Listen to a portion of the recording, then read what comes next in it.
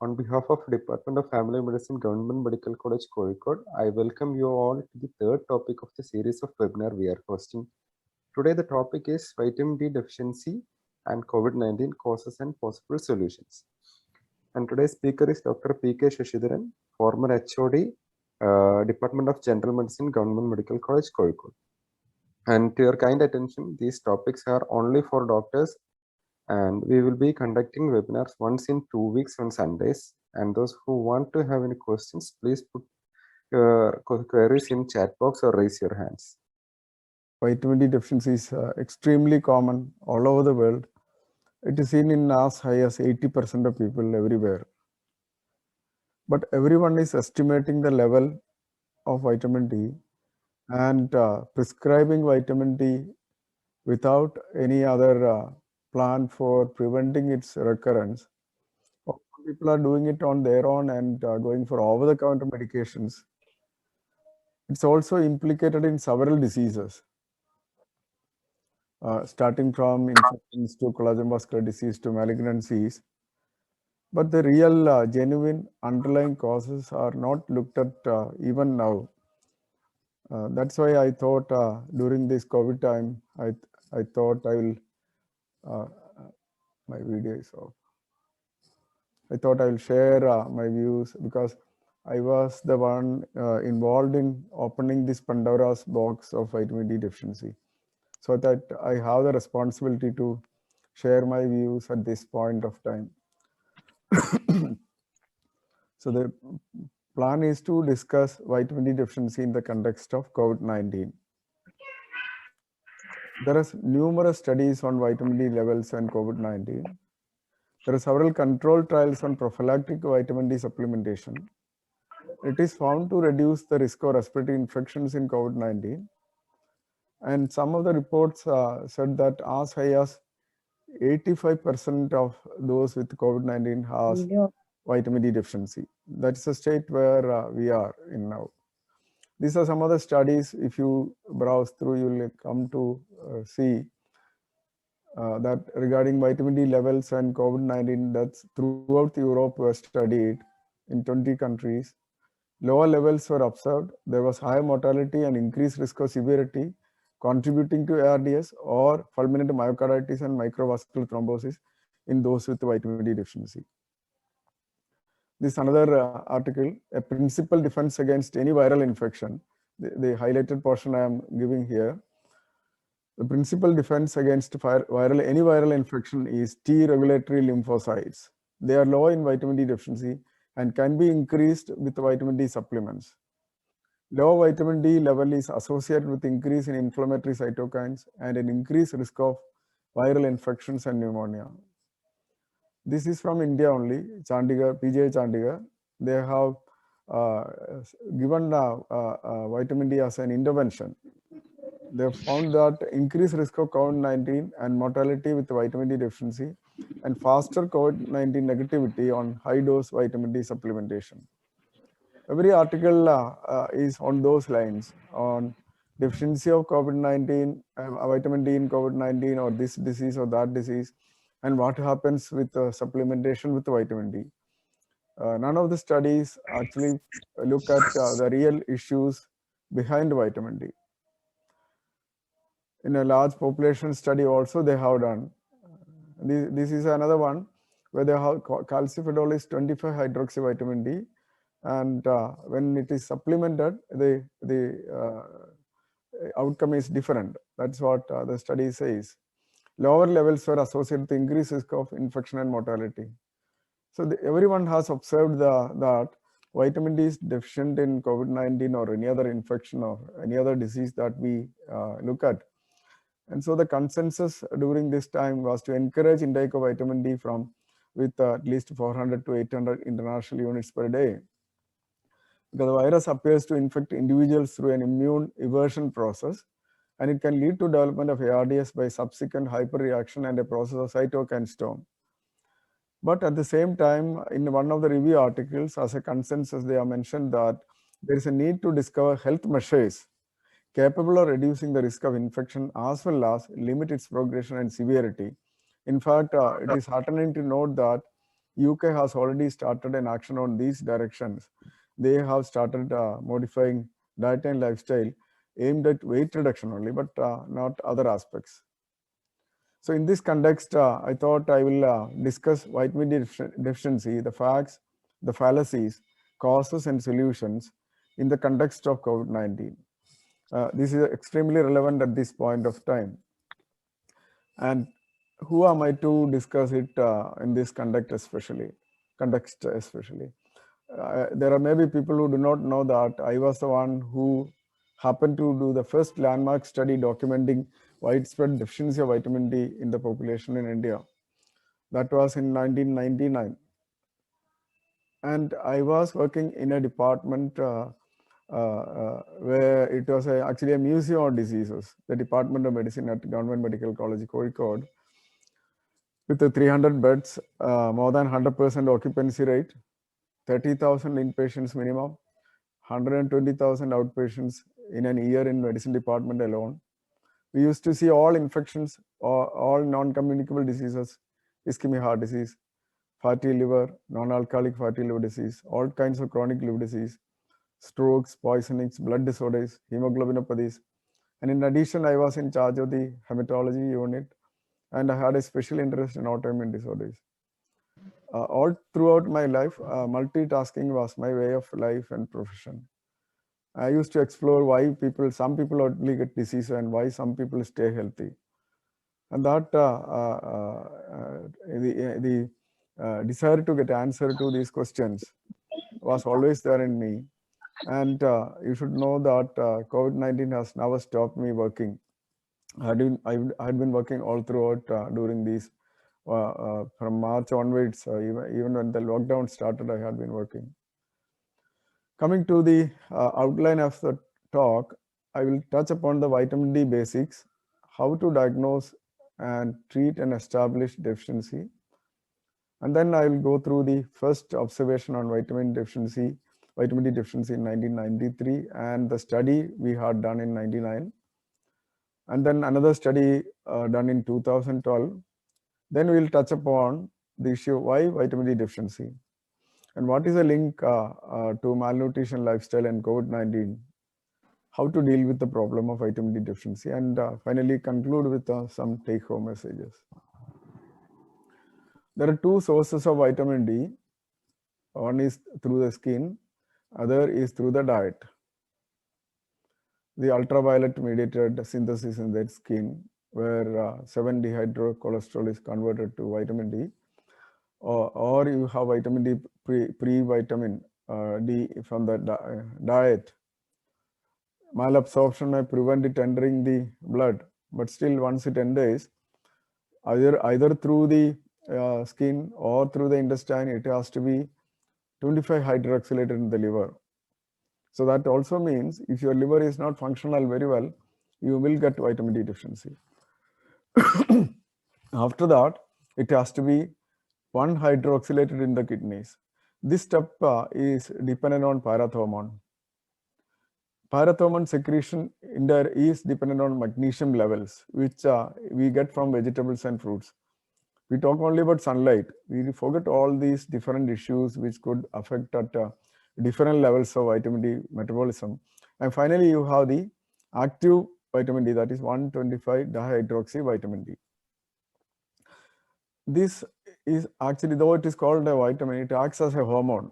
It goes into the cell's nucleus itself, and it mediates effects by binding to a nuclear receptase, which is expressed in almost all tissues and cells. It is involved in gene transcription, induces target gene expression also. That's how it is different from other vitamins. Most important actions, if you look at it, increases intestinal absorption of calcium, phosphorus, and magnesium. And it also has a negative feedback. 1,25-dihydroxy vitamin, the active vitamin D, can inhibit parathormone by a negative feedback. This particular action is made use of in patients with chronic kidney disease when they have secondary hyperparathyroidism. Bone formation and mineralization, we know. Neuromuscular function mediated by calcium, we know. Cardiac functions, hormonal secretions, enzymatic reactions, cell division and proliferation, cellular integrity, ciliary motility. It has action at different organs. Coming to other actions of vitamin D, it has immunoregulatory function on normal cells and anti-proliferative actions on malignant cells, and other actions are not clearly known. But if you look at research articles, you will find that receptors for vitamin D are present in all organs and tissues, including circulating monocytes and macrophages and activated B and T cells. That also means the function of these primary immune mediated cells, the cell mediated and B cell mediated, all these have got some direct connection to the normal function of vitamin D in the body. Now coming to the cause of vitamin D deficiency, number one is decreased dietary intake, because most people may be missing the items which contain vitamin D in the food.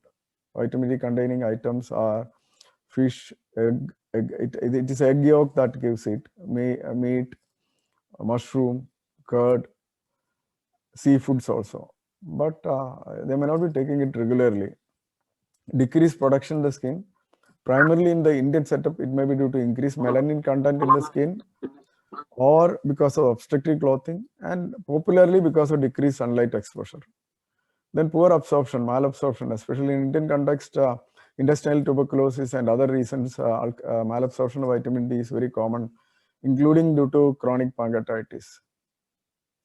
It could be due to impaired activation in the liver, that is the 25 hydroxylation in the liver may be defective because of liver disease. We know that fatty liver, non-alcoholic steatohepatitis and fatty liver disease is becoming an epidemic nowadays. Alcoholic liver disease was already there.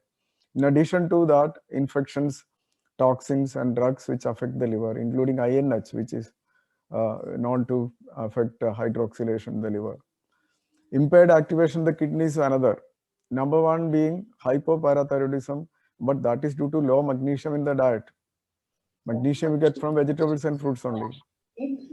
Not only that, hypertension and diabetes are increasing like anything. India has become the capital of these two diseases, and that leads to renal damage. The one hydroxylation also is defective because of these reasons.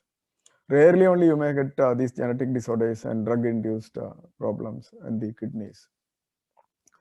In add to all these, you may have accelerated loss of vitamin D by use of barbiturate, phenytoin, and rifampicin. All these are very commonly used drugs. Still, sometimes you may get target organ resistance. One drug which is known to produce that is phenytoin sodium. And very rarely you may get this problem also. These are all extremely rare, receptor mutation and all. So to summarize the causes of vitamin D deficiency, we have increased melanin, which makes our skin very insensitive to ultraviolet mediated synthesis, but still if you expose it, you will get something. No sunlight exposure and obstructive clothing is another issue. And then the diet, lack of balanced diet which contain all the items is the most important issue that we are suffering from. Lack of awareness, poverty, alcohol intake, and malnutrition and malabsorption due to various disorders. And finally, we do not get adequate amount of vitamin D precursors for the liver to activate. And when it comes to your liver, majority have liver diseases in one form or other, maybe because of alcohol or due to overeating and several toxins. Then when it reaches the kidney also, the 1-hydroxylation is defective because of increasing kidney diseases. That is basically due to increasing hypertension, diabetes, and also due to the decreased intake of vegetables and fruits, because magnesium is needed for release of parathormone. This step is dependent on parathyroid hormone. So that is these are the causes for vitamin D deficiency. Now I will talk about the clinical aspects first. How do we recognize established vitamin D deficiency? We have to become familiar with the symptoms and signs. But more importantly, you will be able to predict it by studying the diet and lifestyle, and we can anticipate the deficiency if the person is not getting vitamin D containing items, including the magnesium containing items in the diet. See whether the person has got liver and kidney disease. That again, which we can assess by the diet and lifestyle and the overweight nature or history of weight gain. Even weight gain from normal weight gain from the normal weight, even if 2 kilogram excess weight can sometimes produce fatty liver and liver disease. And if, on physical examination, look for Chowstek sign. Some may have tetany. Laboratory estimation is not needed always, unless you are into a research kind of work in vitamin D deficiency. There's no point doing laboratory estimation unless you are planning to supplement with mega doses. Daily requirements can be given without testing. Mild to moderate deficiency is totally asymptomatic. Only severe deficiency produces some kind of symptoms. But remember one thing, if you have one nutritional deficiency, maybe iron deficiency, maybe folic acid deficiency, maybe B12 deficiency, it means that there are other deficiencies as well. And in long-standing vitamin D deficiency, they may get hypocalcemia with a severe secondary hypoparathyroidism, which could lead to impaired mineralization and which is severe enough to produce osteoporosis and osteomalacia. The hypophosphatemia of vitamin D deficiency can produce proximal myopathy. Some of them can come with aches and pains in the muscles and difficulty in getting up from squatting position. Proximal muscle weakness may be there in some. These are all rare, but even these rare symptoms are very commonly seen among us because of the commonness of the problem. Aches and pains is very common. There are some patients who come with difficulty in swallowing, which was previously labeled as globus hystricus and considered as a hysterical behavior. Some may come with muscle cramps because of the hypophosphatemia, low back ache due to the muscle cramps, as well as the weak bone structure. Tetany, though it is a rare manifestation, we come across very commonly. Bone pains are seen in people with severe osteomalacia. Even the osteoarthrosis, part of the contribution is by vitamin D deficiency. Rarely you may find patients presenting with unexplained cardiomyopathy because of the hypophosphatemia. The cardiac failure is multifactorial, and one of the contributory factor is vitamin D deficiency. And definitely the cervical and lumbar spondylosis and IVDP has a contribution by vitamin D deficiency. And hypotonia of abdominal muscles is commonly seen in anyone with malnutrition, but predominantly in children. They may come with protuberant abdomen. Very rarely, prolonged hypocalcemia and secondary hypoparathyroidism leading to persistent stimulation of the parathyroid leads to development of an autonomous situation, like an adenoma develops, and they may present like a primary hyperparathyroidism. In fact, the patients that we come across as primary hyperparathyroidism are the end result of long-standing vitamin D deficiency in India. Rickets and osteomalacia are rarest presentation but typical. Rickets occurs prior to epiphyseal fusion, and osteomalacia after the fusion of epiphyses. Severe bone pains seen in osteomalacia, and you may get radiologically, you may get loose zones and pseudo fractures, but never look for it. These are rarest findings that one can imagine of in patients with the vitamin D deficiency. There is no point discussing it even. This is typical rickets with genovirus deformity. We don't find that very commonly in India, but occasionally you see TBL bowing, kyphoscoliosis. But remember that kyphoscoliosis in elderly also has mainly a contribution by vitamin D deficiency. The elderly who walk with kyphoscoliosis do not attribute it to aging alone. Windswept deformity, as if wind has caused movement of the limb in that direction. Frontal bossing is very common. This we see here also. Pigeon chest deformity, the chest wall bulges anteriorly. I can also see the protuberant abdomen due to the hypotonia. Harrison sulcus, the cartilages are prominent because they are not ossified. And you may find wrist and ankle enlargement because of the poor mineralization of the cartilages. One thing that which you have to notice is why most of these pictures are from African subcontinent. We also have vitamin D deficiency. One should know that marginalization and malnutrition is a basic cause for vitamin D deficiency. The more marginalized will get more severe disease. India is relatively better as compared to the African subcontinent, but we are on the lower side as compared to developed countries. They are better, still better. They do not see such florid cases in developed countries. So all of us have vitamin D deficiency, but the picture varies from place to place and person to person. The developed countries see only low blood levels, and hence they rely on blood levels. Why should we do that? We should have our own plan in evaluating and managing vitamin D deficiency. Always ask this question: why tuberculosis is maximum in Africa and Asian subcontinent, Indian subcontinent including HIV. I always tell my students that tuberculosis is due to poverty bacillus. Poverty is not starvation, poverty of a balanced diet, because food is a primary medicine. This is what we forget always. Coming to the summary of diagnosis of vitamin D deficiency, it's always a clinical diagnosis. Clinical means a good dietary history, looking for signs and symptoms, looking for Chvostek signs. Laboratory can demonstrate low calcium, low phosphate, but it's extremely rare. If you get low calcium, low phosphate, elevated alkaline phosphatase is typical of vitamin D deficiency. But you are rare to get this combination. Low calcium, low phosphate, elevated alkaline phosphatase is typical. This is due to parathormone-induced bone turnover, but you will not get it in majority. Only very few will have this laboratory abnormality. Then depending on serum 25-hydroxy vitamin D level less than 30 nanogram is definitely indicative of deficiency. Increased parathormone levels also, but these are not to be used regularly. Serum calcium often is normal. There is no point doing serum calcium to diagnose vitamin D deficiency. Rarely even we get increased serum calcium because of the parathormone excess. Sometimes bone mobilization of calcium occurs at the expense of the bone losing integrity.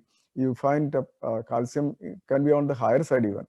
There you may get PTH to differentiate it from primary hyperparathyroidism. Anyway, treatment of severe vitamin D deficiency like rickets and osteomalacia we can do with mega doses of 60,000 units weekly for 3 to 12 weeks. But even these situations, if there is no urgency, can be managed with 800 to 2,000 units daily, indefinitely for an indefinite period. Do not stop it. That will be more appropriate so that you can avoid measuring vitamin D levels. And then maintenance in anyone including those with subclinical problems, can be with 400 to 2,000 units daily indefinitely. I had been using vitamin D in this dose from 1993 onwards. There are patients who had been on more than 20 years of vitamin D and in mild doses, not mega doses. So the point I'm trying to convey is that 400 to 2,000 international units can be given without estimating the levels to anyone. You don't have to be afraid of hypervitaminosis D. But remember to give calcium supplements in anyone who gets vitamin D, because when you give vitamin D, the bone becomes hungry and needs more calcium, which you need to supplement. Once the deficiency is corrected, the dietary intake may be enough, but it's safer to give daily calcium supplements in the usual required doses. If there is impaired 1-alpha hydroxylation like renal disease, it is better to use calcitriol, that is the active moiety 125 dihydroxy vitamin D. Now coming to, that is about the clinical aspects of vitamin D deficiency, how to diagnose and how to treat. Now how to manage the problem of vitamin D deficiency in any society. This is more important. This is what doctors miss out. We focus only on the points which I have discussed up to now. Let us move away from that and become a little more socially conscious. This is what we were taught. Vitamin D deficiency does not exist in India. This was reported very prominently in Lancet by none other than Hodgkins, and we believed it. We wrongly believed, and we still believe that sunlight is the most important source for vitamin D in India. This is absolutely wrong. That's what I'm trying to convey through this talk. In spite of the numerous causes existing here, it is unfortunate that we believed this wrong message till the year 2000. But I was aware of this in 1993 itself. The story of that I will reveal now. Coming to the story of the landmark study that we have done, which also shows our attitude towards genuine research in India, probably also elsewhere also, because research nowadays is mostly to serve some vested interest these days. This is a story of a 15-year-old boy with prolonged fever. He was diagnosed to have tuberculosis of the lumbar vertebrae, and he had a typically low calcium, low phosphate, elevated alkaline phosphatase, which was typical of vitamin D deficiency. Luckily, even though those days we had no vitamin D estimation in Calicut, I could get it done from Mumbai. He did not have any malabsorption, and he got enough sunlight also. But I found that his diet was poor in quality. He was an SSLC student. And then after seeing him, I started observing patients with tuberculosis and started studying about the link to tuberculosis and vitamin D. It was very obvious that the Indian and African subcontinent with maximum malnutrition had maximum number of tuberculosis. This was very obvious. Even the patients whom we see with tuberculosis have malnutrition, which is clinically obvious. And also we know that tuberculosis is highest in countries with malnutrition. All the patients with tuberculosis had one form or other kind of malnutrition. And the textbooks clearly said tuberculosis occurs in those with poor cell-mediated immunity. That was known to us. Then in one particular article, I found that vitamin D has a role in cell-mediated immunity. That was a key point which gave me the interest in research. And one research article said macrophages have vitamin D receptors, and the stimulation by vitamin D enhances its differentiation and activity. That made me think more in terms of doing that research and finally go ahead with the research. Then I started studying all the patients with tuberculosis, and I was convinced that it is present in most of the patients with tuberculosis. Then I wanted to do it as a larger study. I submitted a research proposal in 1994. After a year, I got a reply from the State Board of Medical Research, which reads like this. I am to inform you that the subject expert has raised some remarks regarding the above mentioned research project, but there is no definite evidence that links vitamin D deficiency with the tuberculosis. So what? I don't know what kind of reply it is. I wrote a sarcastic reply to the State Board of Research, Medical Board of Research, that I will wait till your subject expert comes across a case of vitamin D deficiency in tuberculosis. So that kind of reply I gave, and I was disappointed at this reply. But to document this discovery in history, I made a presentation in the API meeting on vitamin D deficiency in tuberculosis in '97. But the outcome was very, very disappointing. All the senior doctors, including endocrinologists, laughed at me, saying that how dare you present such a foolish idea in front of an august audience like this. This was a response that I got those days. But I was not prepared to give up. I had to self-finance my study. In '99, I had to raise money on my own. And with the help of a PG student, Dr. Rajiv, we did the study tuberculosis and vitamin D deficiency in '99. The aim of the study was, is vitamin D deficiency present in those with tuberculosis or not? If it is present, what could be the reason? We included pulmonary and extrapulmonary, mostly extrapulmonary. They were taken before starting antituberculosis treatment because rifampicin and INH can influence vitamin D levels. We took only 35 cases considering the cost of the kit for vitamin D estimation. 18, almost male and female were matched, and we took 16 healthy controls also. We excluded those who are likely to have vitamin D deficiency due to other reasons, like those with liver or renal disease, malabsorption states, those who are on antituberculosis treatment, steroid or anticonvulsants, and all those people were excluded from the study. And all these people are evaluated with clinical details, their symptoms and signs, adequacy of sunlight exposure, the number of hours they spend outdoors with the skin exposed, the adequacy of dietary source by a dietary food chart to assess the amount of vitamin D containing dietary intake, serum calcium phosphorus, alkaline phosphatase, serum protein, and vitamin D level, 25-hydroxy vitamin D3 level in cases and controls were estimated. And I compared the vitamin D level between patients with tuberculosis and healthy controls, and this was the result. You can see that the patients had a value of 10.7 nanogram per ml only. The range was 1 to 30, highest was 30. And the control group had a mean value 19.4 The range was 9 to 58. This was highly significant statistically. But those days, there was no established normal levels. So what we did was, we took the lowest value in the control population, which was 9, as deficiency. Below that, we took as deficiency.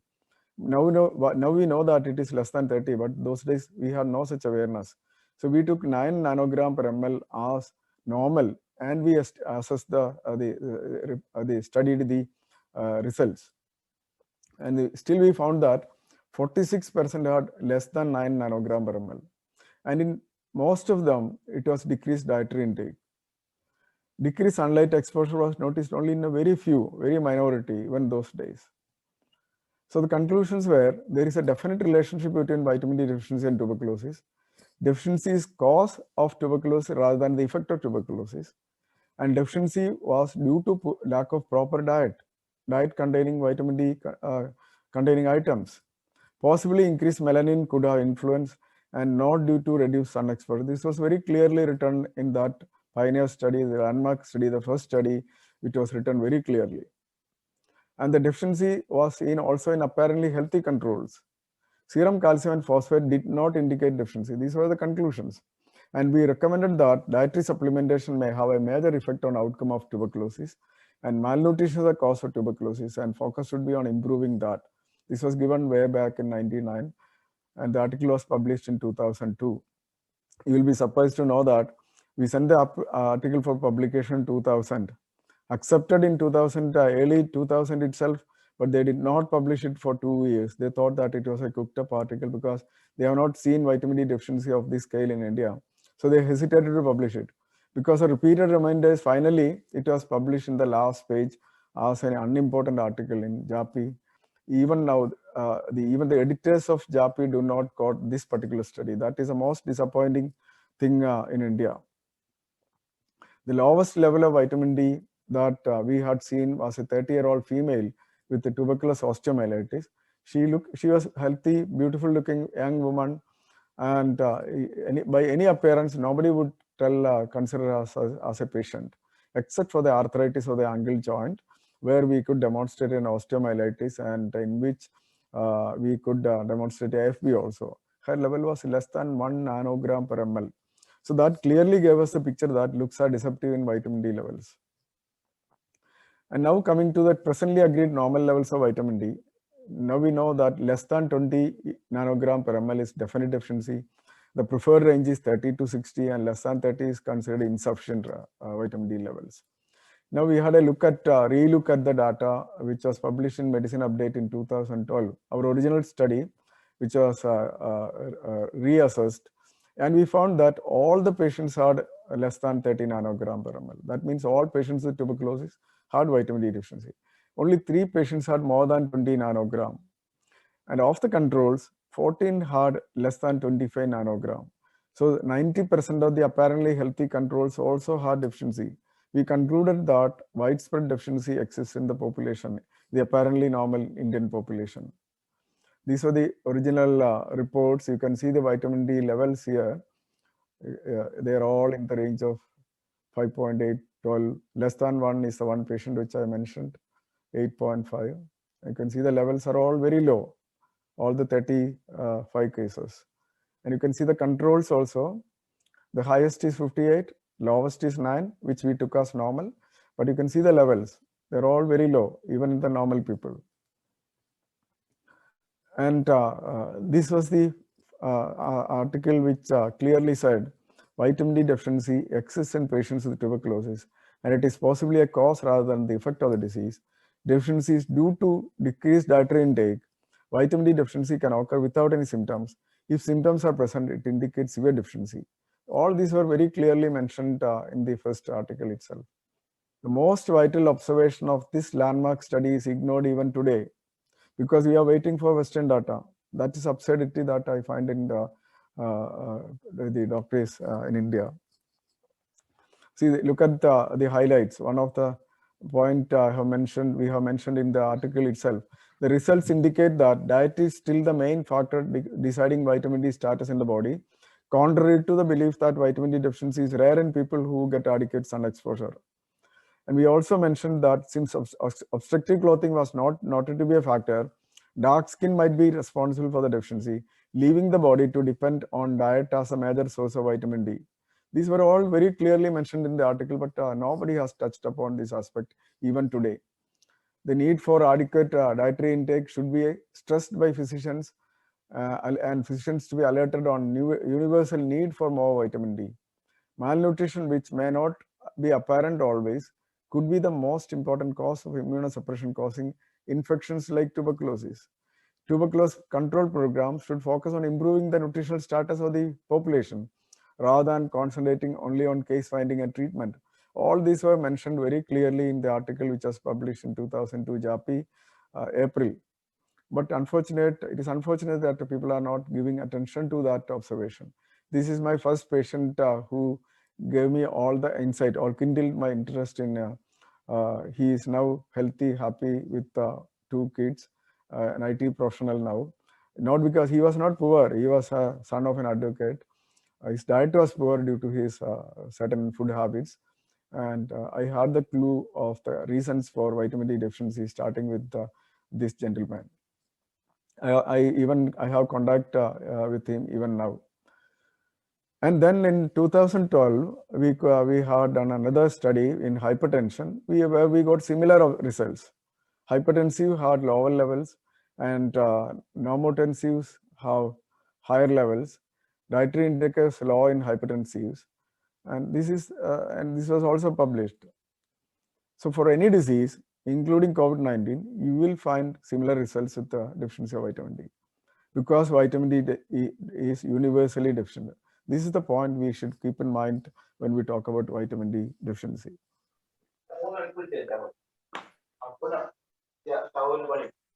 Then coming to vitamin D and viral infections, there are numerous studies on proliferative effects in acute respiratory infections, protective effects. Its protective effect in respiratory infections. Vitamin D plays a modulatory role in the immune system, as we have discussed initially. It can secrete antiviral peptides. The lymphocytes can secrete antiviral peptides which support the innate immunity. Vitamin D is involved in that. It could induce autophagy in response to viral substances. And anyway, it is shown to reduce risk of all microbial infections and mortality. This is all very obvious. And the studies are all around the dose, the latitude of the sun, the timing of the sun, and the dose to be supplemented. But nobody is talking about the real, genuine reasons of vitamin D deficiency.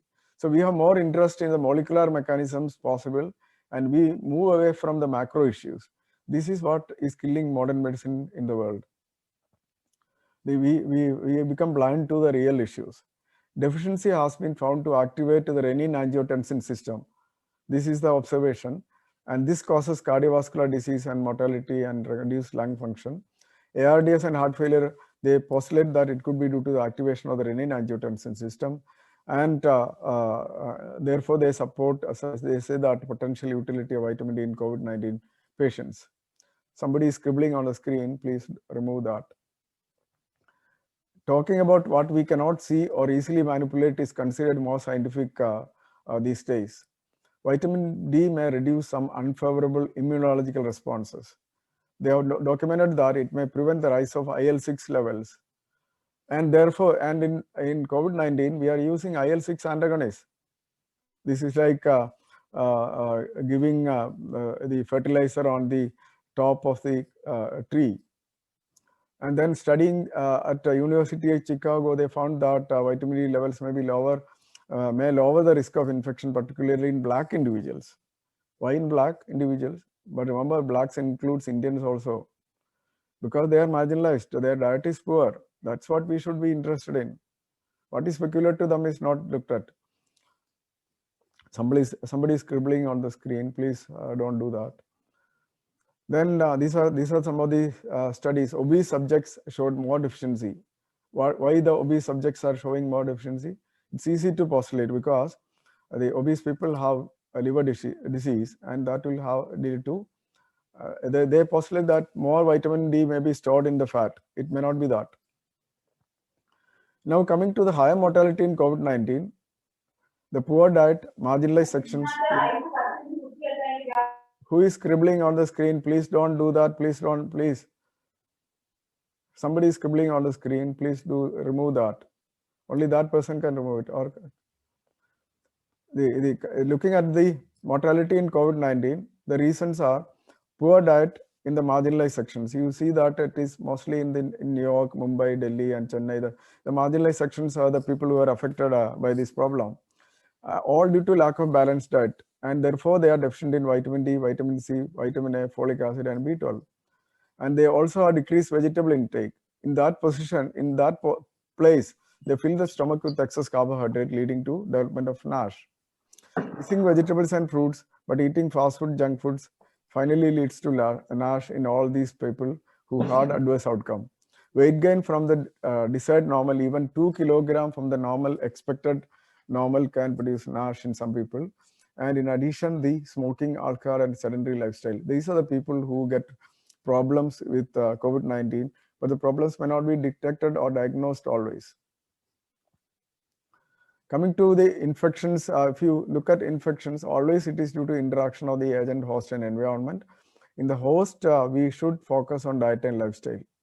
The dose and virulence may be very high, and that may be responsible for infection sometimes, but that does not happen always. Most of the time, the dose and virulence is not the issue, it is a host factor that we need to focus on. So now coming to the last portion, what is the link to diet, lifestyle, and infections, hypertension, diabetes, cancers, and why vitamin D deficiency is so common in India and elsewhere? This is the right combination which is needed to get adequate vitamin D. We will get adequate vitamin D only if you have one of the vitamin D containing items, that is meat, fish, egg, that is egg yolk only, mushroom, curd, even nuts may be containing it. Not only that, we need to have magnesium on the diet, that is vegetables and fruits. But all this will happen only if it is absorbed properly from the normal GI tract, and the liver and kidneys should be functioning normally for absorption and activation. If all these are satisfied, then only sunlight can help us to get an optimum dose of vitamin D. Still, in India, the increased melanin and obstructive clothing matters in spite of getting all these. But the combination that you find is no vitamin D in the diet, there is malabsorption, liver and kidneys are not functioning. And what is the surprise in finding vitamin D in all individuals? And this is the balanced diet I was talking about. This kind of diet only can help us give vitamin D. Here, in the protein content, we should have one vitamin D containing item and enough vegetables and fruits to provide magnesium, and less carbohydrate. And carbohydrate increases, it will damage the liver. And this point is important because basic prerequisite for all vitamins and for innate immunity is the foundation, is actually a balanced diet. Innate immunity is a foundation block for adequate herd immunity also. Because we talk about herd immunity in COVID-19 with B cell mediated herd immunity by vaccination or natural infection. But the foundation for that also is the T regulatory cells, macrophages, and which control the B cell function, including. So all these are basically dependent on diet and lifestyle. The magnesium relation in vitamin D is often forgotten. I mentioned separately previously. It is needed for parathormone secretion, and the low PTH is one of the reasons for poor 1-alpha hydroxylation in the kidneys. And the source of magnesium in the diet is vegetables and fruits. We need to get at least 2 times a day minimum. Inadequate vegetables and fruits, decreased intestinal absorption, alcohol are the reasons for decreased magnesium in the blood. In addition to that, renal tubular losses also contribute to decreased magnesium. Avoid overeating because that will prevent, that alone can prevent development of liver disease. And if not only that, kidney disease also. The people who develop kidney disease and liver disease are the overweight people, and they are the ones who can have renal damage and liver damage, preventing activation of vitamin D. So now I'm trying to link it with good lifestyle. What is good lifestyle? Balanced diet every day, every time. That will give vitamin D, magnesium, and calcium, and protein also. Physical activity in sunlight, that can give vitamin D, but it will also reduce hypertension and diabetes, because hypertension and diabetes are the things which damage the kidneys. No smoking and alcohol and addictions, that will avoid liver disease and hypertension also. That can prevent renal damage. Avoiding overeating, fast food, junk foods and toxins, that will prevent development of liver disease, hypertension, diabetes. And the fast foods, if you stop, it will also reduce salt intake. That will prevent hypertension to a certain extent. Ensuring adequacy of drinking water avoids renal damage. Many people get renal damage because of poor water intake. And then management of stress, that will also decrease hypertension, diabetes. So all these good lifestyle habits will provide vitamin D in the diet. And if you look at all the poor lifestyle habits which lead to vitamin D deficiency, no balanced diet, 98% even do not know what is a balanced diet. They will not get vitamin D in the diet, no magnesium in the diet, no folic acid and B12 in the diet in addition to that. No exercise, no sunlight exposure, they put on weight. Overeating is the rule, obesity, liver disease, diabetes and hypertension. Alcohol intake is common, even in the name of protecting heart. Increase salt intake because of fast food, junk food. Decrease water intake is a habit now. Eats all fast food, junk foods, put on weight, and all toxins enter the body, damaging the liver and kidney. And abnormal response to stress or undue stress leads to hypertension and diabetes. These are the causes for all the diseases that you know. Same are the causes for vitamin D deficiency. So they overlap. The reasons for finding vitamin D deficiency in these diseases is simply because the causes overlap in these areas. And that is why you find all these together. So the vitamin D deficiency is multifactorial. No balanced diet, no vitamin D, no magnesium in the diet, no sunlight exposure, no exercise, increased melanin. Liver and kidney diseases are becoming more common because of increasing number of hypertension, diabetes, and wrong lifestyle habits. All three are lifestyle habits only, except the increased melanin. So lifestyle and vitamin D deficiency are easily linked. And another point worth remembering is, even if you are going to spend the whole day in sunlight, you will not get vitamin D unless you eat a balanced diet, especially in the Indian scenario. It has been documented that the rural people who spend their whole day in sunlight have vitamin D deficiency in the same range as the other people. So why people do not get a balanced diet? Lack of awareness and lack of empowerment is number one. Lots of wrong concepts about beliefs based on cultural, religious, or social practices. Wrong combinations of food. For example, rice with potato, it's a puri bhaji, or the appam with the stew, potato stew. These kind of wrong combinations which does not give vitamin D or anything except calories. Most non-vegetarians also do not eat vitamin D containing items regularly. Vegetarians do not take curd or mushroom regularly, leaving them with all the deficiencies. Both do not take vegetables and fruits because of multiple reasons, including the pesticide scare. And finally, magnesium is not there in the diet. So vitamin D deficiency is due to numerous causes.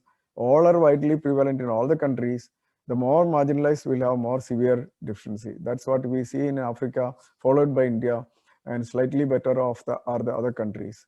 Set of causes vary from place to place and person to person. That is all. If you look at the causes in India, you have at least 9 causes. Lack of vitamin D in the diet, increased melanin, no sunlight exposure, in spite of enough sunlight, obstructed clothing, no vegetables, no fruits, liver disease, kidney disease, malabsorption. Even malabsorption due to tuberculosis is very common here.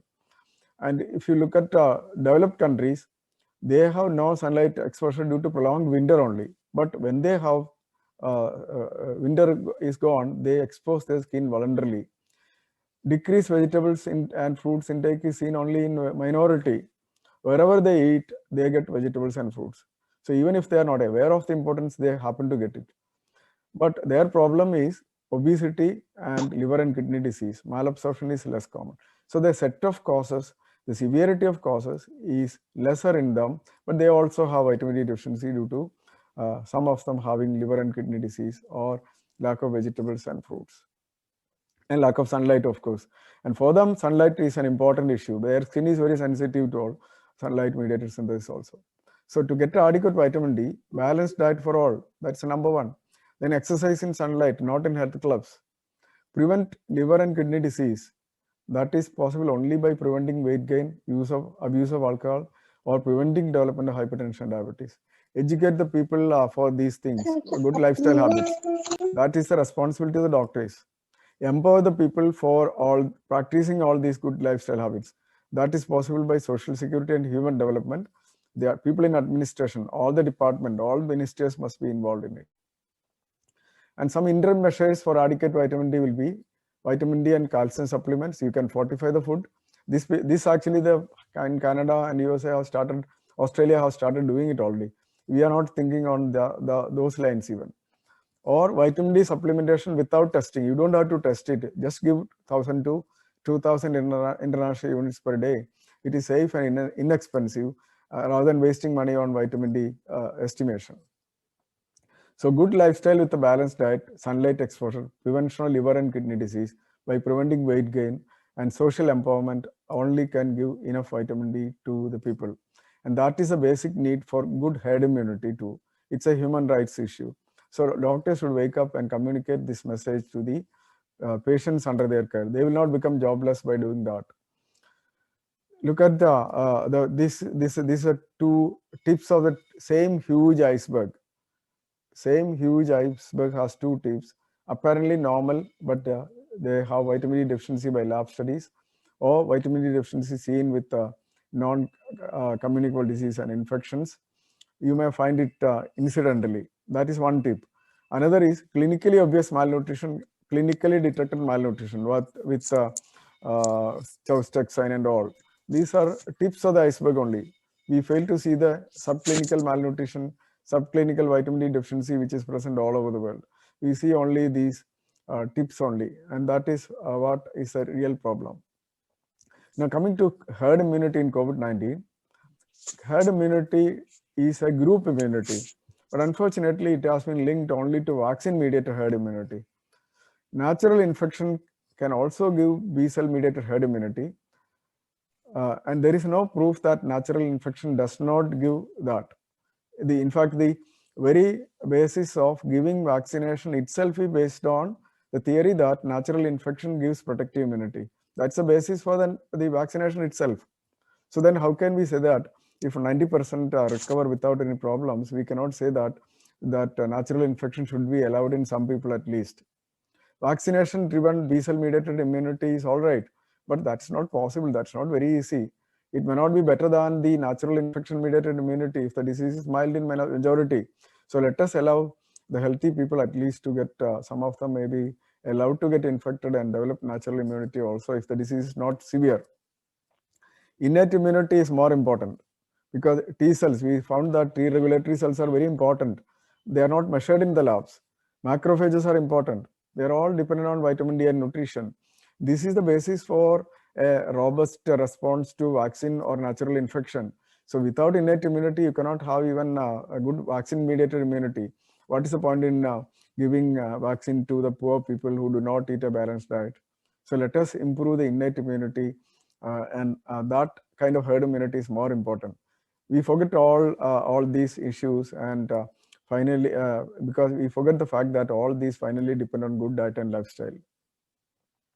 Let us see this write-up by the virologist who is prompting the government to vaccinate every individual, even the younger individual. He clearly says, this is a statement that he made, natural infection induces both virus neutralizing antibody and T cell mediated immunity. Natural infection is indeed protective in the vast majority. If the natural infection does not produce much harm in 90% without even symptoms, I had seen numerous people having COVID infection, not having any symptoms. Why don't we allow them to get infected and develop antibody? We will continue SMS, social distancing, give vaccine to the vulnerable people only rather than giving to everyone. I don't find any justification in vaccinating everyone blindly until we are convinced that it is better than natural infection. And natural infection is lethal also. If natural infection is lethal, we are still justified. Coming to vitamin D and cell-mediated immunity or innate immunity, macrophage stimulation by vitamin D enhances differentiation and activity. Macrophages are needed for normal function of B cells, including because of the antigen processing and antigen presentation all depends on normal functioning macrophages. They need a normal diet and vitamin D. T regulatory cells are needed for normal function of B cells, which I told in the beginning itself. Innate immunity is important for response of B cells to natural infection or vaccination. So let us build up the innate immunity first before vaccinating. That is a basic need for every individual. But we forget that. When I told this, people said it is a long-term project. What is long-term? We have been wasting 1.5 years. Points worth remembering and debating is T-cell mediated immunity is more important. Vaccine may not induce it. Vaccine can induce only B-cell mediated immunity.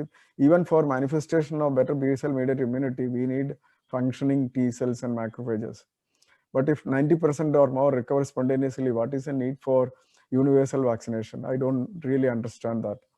What is the need for universal vaccination? That's a question that we feel like asking. Why poor herd immunity against COVID-19 or other infections? Basically due to poor intake of a balanced diet. Very few know what is a balanced diet, no access for others, 90% are malnourished. Can we solve this by giving vaccine? In India, vitamin D deficiency is an indicator of malnutrition. Can we provide it through mass vaccination? Why are we blind on these basic issues? We have only fragmented observations nowadays. Vaccination will give benefit, we are after the vaccination because we got some data from the Western countries. Natural infection also gives benefit, but nobody is ready to take it up. Say we think that with COVID, we are all going to die. Exercise and COVID, somebody has come out with some report at least these days that those who do exercise are protected from COVID. At least that has opened their mind. That same person has laughed at me when I initially told about these issues, lifestyle and diet 1 year ago. B12 and COVID-19, no one has discussed, but we discussed in the last week. Steroid and COVID-19, some are benefited, but all are not benefited. Some are having problems also. Everything has to be individualized. Arsenicum album given widely with claims of benefit because you can prove benefit with any drug because 90% recovers spontaneously. Why don't we see the 90%? Why are we after the few unfortunate individuals who develop problems because of their own inherent problems? We fail to see the 90% who can be benefited with the proper diet and lifestyle alone. That 90% we can increase to 95 or 98%. Steam inhalation helps. In Mumbai, there was steam inhalation kiosk. Now in Kerala also, people are talking about oxygen kiosk. 90% will anyway benefit because majority will not have any problem. So you can prove that they are beneficial. Fasting for 12 hours a day, it was observed that during this Ramzan fasting, countries like Bangladesh and the Muslim community across India are said to have a reduced number of COVID-19. Then people are coming out with other explanation. Why don't you see a good explanation? I see it in a different way. Fasting will reduce carbohydrate intake if they are doing it properly. And fasting is one of the things which is known to promote autophagy, which protects against infections including. And so if you can promote a 12-hour fasting, maybe the evening meal may be taken early and the next meal can be taken after 12 hours, that alone can help prevent weight gain. At least it will prevent NASH and it will also promote probably autophagy. So we can advocate this as a lifestyle measure to people, and stress management definitely helps. It must be helped. So there are people to take any one of these, but not all these together.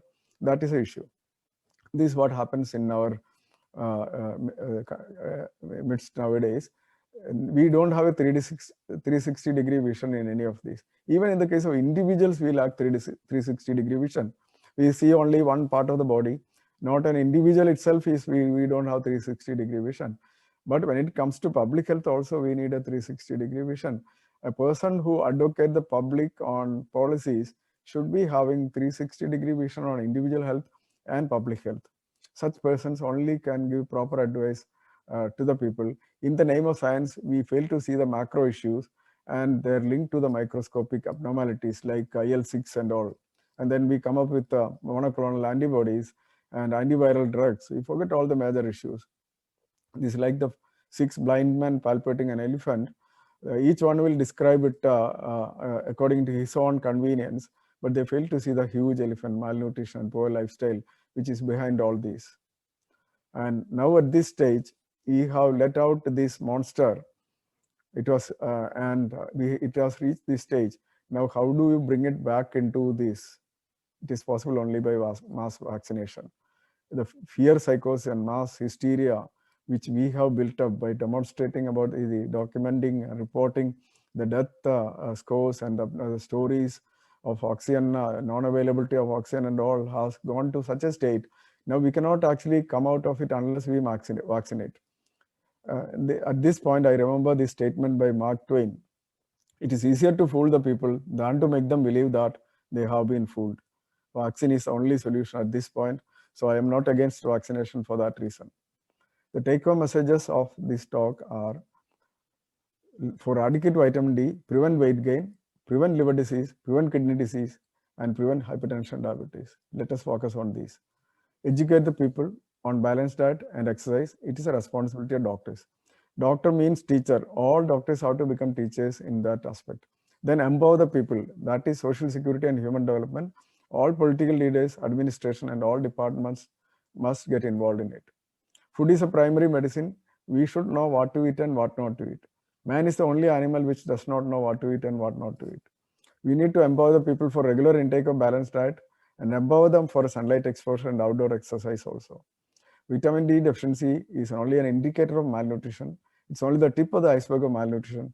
Deficiency is multifactorial in etiology. So providing social security or social determinants of health is true scientific attitude in healthcare. Let us provide these basic social determinants of health. We need fresh air to breathe. That needs trees, plants, forests, and good ventilation in the places where we stay and work. Safe drinking water through pipes, shelter for all. Balanced diet for all, good agricultural practices, because food is a primary medicine. Good sanitation for every home, good waste management. Opportunities for doing exercise, parks, public places, footpaths, cycle paths. All these are important. And to build up awareness on these, and we need good primary education, large number of primary care doctors who would work as friend, philosopher, and guide to people. Let us remember that health cannot be achieved and maintained in compartments, either in an individual or in any society, even if it is a country. Even problems in our country will affect USA and other countries. 360-degree vision among doctors is a must. Tubular vision is a modern disaster, and we need to come out of it. Healthy individuals genuinely reflect social security and human development initiatives in that society. So to convey this message to among the doctors and whatever is needed for the public, we have started this movement called Social Health One Health Movement Trust, and it started working 1 year ago. Slowly we are picking up, and the points that I have been discussing you may read in this book, Heal the India, available with JP Brothers and Notion Press, Chennai. Thank you for patient hearing. If you have any questions, I can take and discuss after this.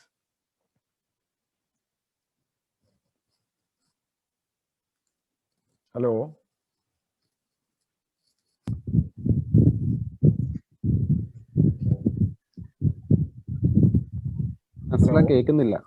Hello, sir.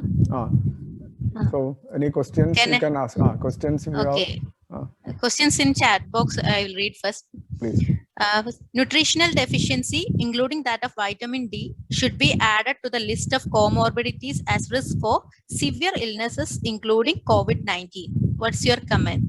That's what I have been telling always. Nutritional deficiencies should be included as an important risk factor. In fact, that is the basis of all the common cause for all diseases. And another point in this context people should know is nutritional deficiencies are assessed by good dietary history and looking for popular signs and symptoms rather than estimating the levels. We are actually wasting money by estimating butyl folic acid in a person who does not have money to eat all these food items. So let us assess or detect vitamin D deficiencies by studying the diet and lifestyle rather than doing blood estimations for vital vitamin D and vitamin C and all those things.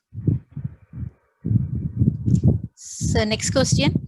Can we predict who will get or who will not get severe disease, especially in the presence of mutant variants? So how safe will it be to allow natural infection, especially when youngsters are affected now? That question is very important now. See, it may not be possible to catch hold of that unfortunate youngster who had problems. But if you give the message properly to all the doctors, all the people across the country, and if you have a large number of primary care doctors, we could have easily picked up those vulnerable people, apparently healthy, getting into problems. They are apparently healthy only. They were waiting for it to happen. For example, I see numerous patients walking healthy. Even last time somebody was asking an athlete, a bodybuilder developed a disease. His muscle is only big because of excess protein intake. He doesn't get adequate vegetables and fruits, doesn't take even adequate water. So the problems that he gets is due to multiple factors. By looks alone, one cannot say that he's healthy and happy, he will not get any problems. You can assess the health status by studying the diet and lifestyle habits. If you study the diet and lifestyle habits, make it a habit. At least my request to all my colleagues is at least start taking dietary history properly. You will find that you can assess who is going to get problems. Do not do any estimates, or at least start prescribing B1, B6, B12 tablets, folic acid, vitamin D, and vitamin C containing multivitamin tablets along with the balanced diet. That will prevent all those at risk of getting severe problems with COVID-19. And thus we can allow all the healthy individuals to get naturally infection. Because natural infection, we know that 90% do not have any problem. Why are we waiting for vaccine for everyone? Why can't we allow natural infection at least in healthy individuals? So let us identify healthy individuals and allow some kind of activity so that the society can move on, rather than locking down everyone for continued indefinite period. This is my personal opinion. We can discuss, debate if there is an appropriate opportunity comes. Any other Sir, questions? no further questions in chat box. If anyone have questions, Any you can direct ask questions? directly. Any direct questions? Sir, this is Sridevi, sir. Please. Sir, I would like to know whether we can supplement with calcium citrate malate instead of calcium carbonate. I think there is no problem, but citrate may bind. I don't know. Calcium carbonate is better, more physiological. Why calcium citrate? Why? Sir, I was prescribing citrate malate to avoid calculi formation, sir. No, nothing will happen. This calculi formation is an unnecessary fear among doctors who prescribe calcium to the people. Because calcium, if you have normally functioning parathyroid, if you have normally functioning kidneys, even a little bit of excess calcium that you take, up to the limit can be up to 2 grams per day. And if you take enough water, it will not get deposited anywhere. Body can look after it. So if there is calcification, it is due to other reasons. There's no point going away from the usual physiological calcium carbonate. Okay, sir. Thank you, sir. Thank you. Yes.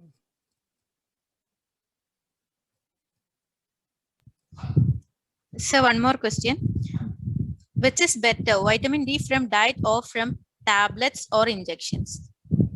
Injections you should rarely use, except in a hospitalized patient with a severe osteomalacia, severe rickets, where we want immediate results. There is no urgency in anyone else.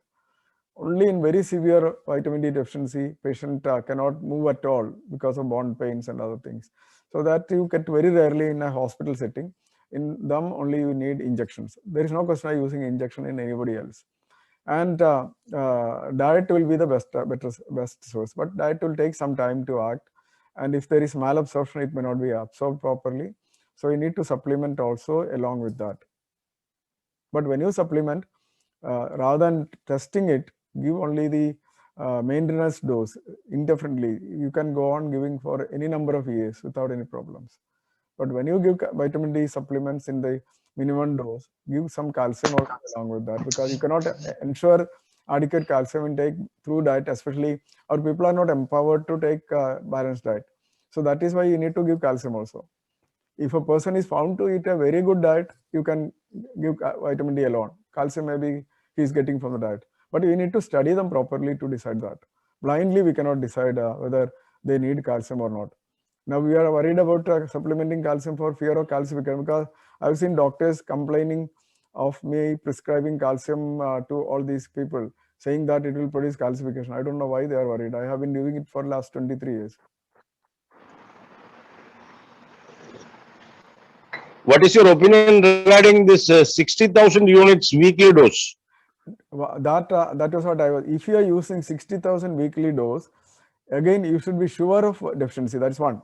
Second, you need to monitor that patient. Maybe maximum you can give 4 doses.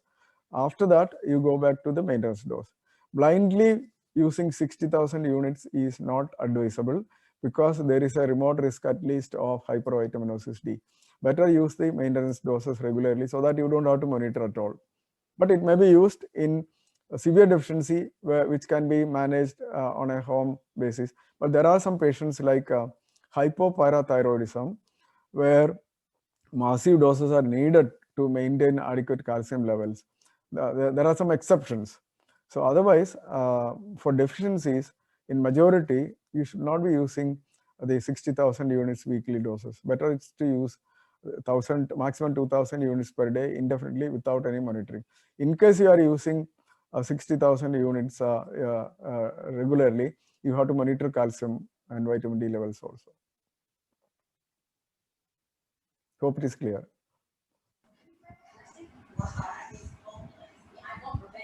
Good evening, sir. I am from Chennai. Please. Dermatologist.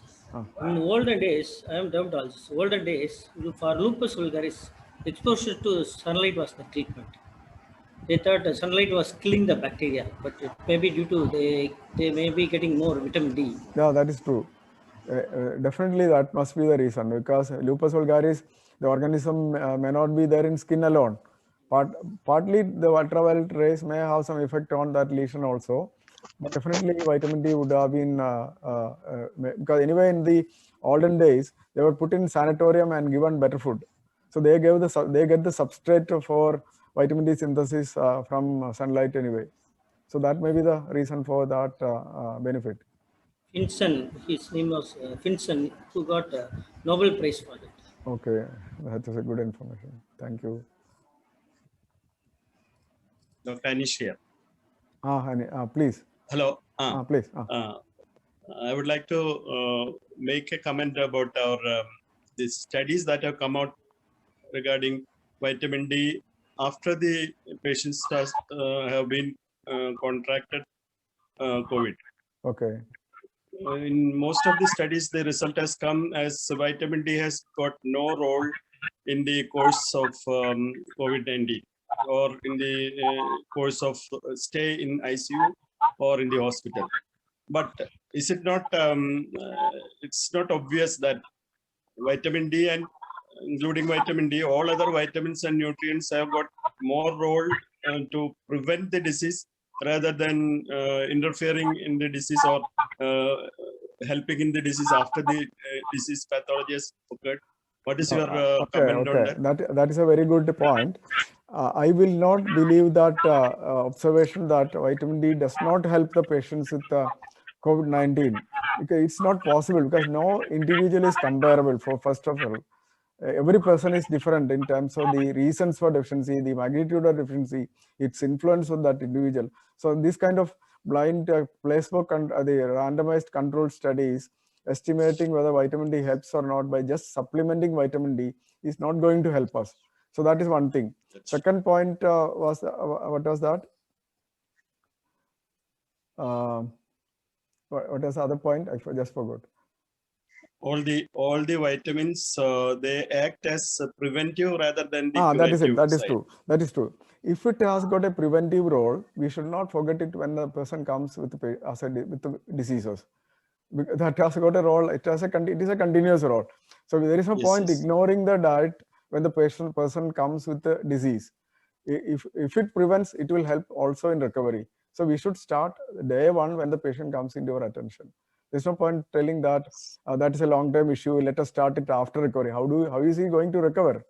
He is going to recover also with the primary medicine, which is administered along with the other medicines, which is a temporary measure only. For example, anti-tuberculosis. Tuberculosis is primarily due to malnutrition. A patient comes, we give anti-tuberculosis treatment only. He's not going to recover. He's come back with MDR-TB, XDR-TB, unless we prescribe balanced diet. With the balanced diet including, they recover faster, they will not have relapses. So it has to be started simultaneously. There is no doubt about that point.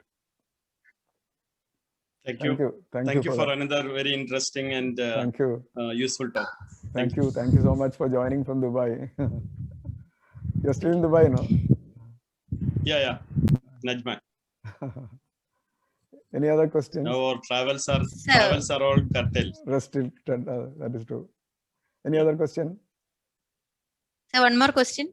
Ah. Most of the population are either overweight, underweight, diabetic, or having fatty liver, including youngsters and elderly at home. How can we tell them to get naturally infected?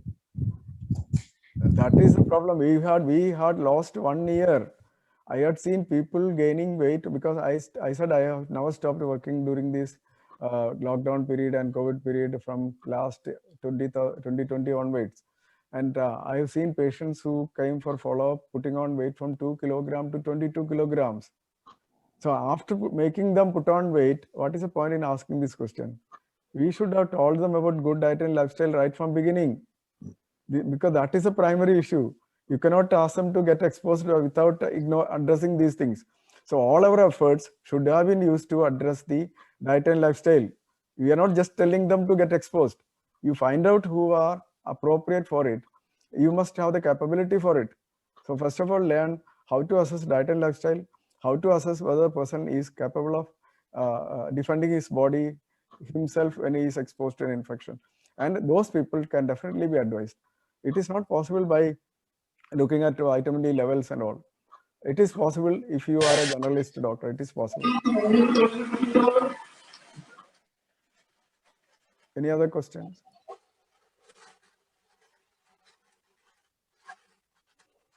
Yeah, this is what I was telling. Lack of 360-degree vision on individual health and public health is a real issue that we are facing all over the world.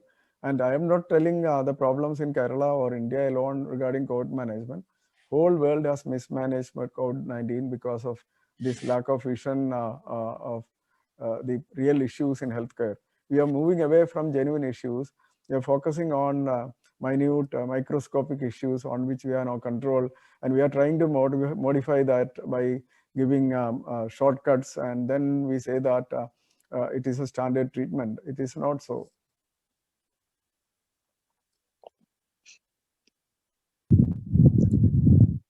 Sir, if there is no further question, we can wind up the session. Please do that, please. Okay. Now I would like to invite Dr. Nishad for vote of thanks.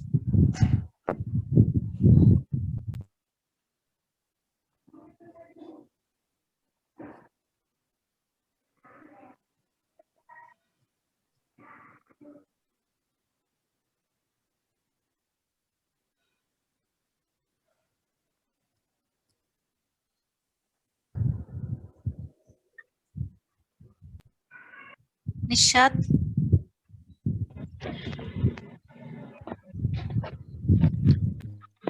Good evening, all. Thank you, sir, for a very informative as well as a very elaborate session on vitamin D deficiency and its impact on COVID-19 infection. And I also thank all the participants who had made the session very interactive by asking queries. And we expect your participation in our upcoming sessions also. Thank you so much. Thank you all. Thank you. Stay safe, stay healthy. Let us face COVID in a healthier way. Thank you. Thank you, sir. Thank you, sir.